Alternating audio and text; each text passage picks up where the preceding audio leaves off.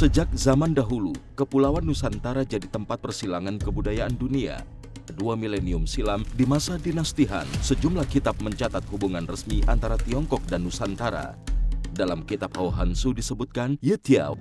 Yetiao adalah tiruan bunyi dari kata Sanskrit Jawa Dwipa untuk menyebut Jawa atau Sumatera. Jalur pelayaran Tiongkok ke Nusantara mulai ramai. Interaksi semakin intens, perantau dari Tiongkok mulai banyak yang menetap di Nusantara. Mereka mulai melepaskan pandangan tradisional seperti daun gugur kembali ke akarnya menjadi pandangan baru yang lebih realistis, yaitu bibit jatuh berakar di buminya.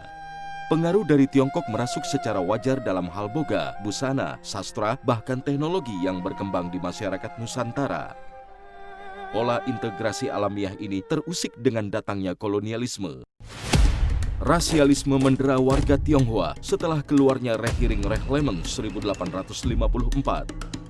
Belanda membagi masyarakat ke dalam 3 kelompok. Tionghoa masuk dalam kelas Vreemde Oosterlingen atau warga timur jauh. Meski berada dalam rezim segregasi, warga Tionghoa tetap berkontribusi dalam kehidupan bermasyarakat di Hindia Belanda.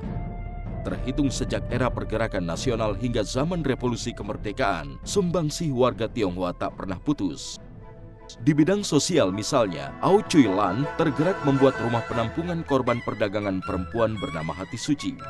Begitupun di lapangan politik, kontribusi Tionghoa tak bisa dikatakan kecil. Ada Kwe Tiam Hong dan ketiga rekannya yang hadir saat peristiwa Kongres Pemuda kedua tahun 1928. Bahkan kongres yang menelurkan Sumpah Pemuda ini juga berlangsung di rumah seorang Tionghoa bernama Si Kong Leong.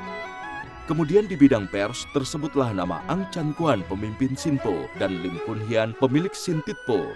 Lim Kun Hian kemudian mendirikan Partai Tionghoa Indonesia yang berorientasi pada nasionalisme Indonesia. Semangat anti-kolonialisme pun tumbuh bak cendawan di musim hujan.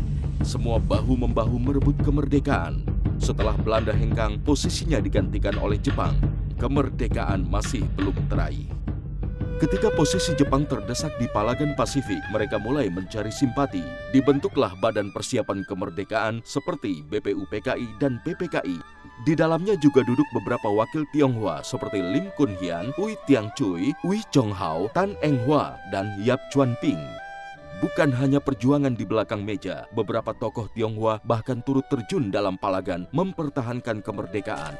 Mereka adalah John Lee, Tony Wen, Ang Tiao Pi. Ketiganya menyelundupkan senjata untuk tentara Republik. Ada pula Hoan Moi, perempuan Tionghoa yang tergabung dalam Laskar Wanita Indonesia dan mendapat anugerah Bintang Gerilya. Kemerdekaan Indonesia adalah buah dari perjuangan semua kelompok yang memiliki cita-cita hidup bersama sebagai bangsa Indonesia, tidak terkecuali warga Tionghoa.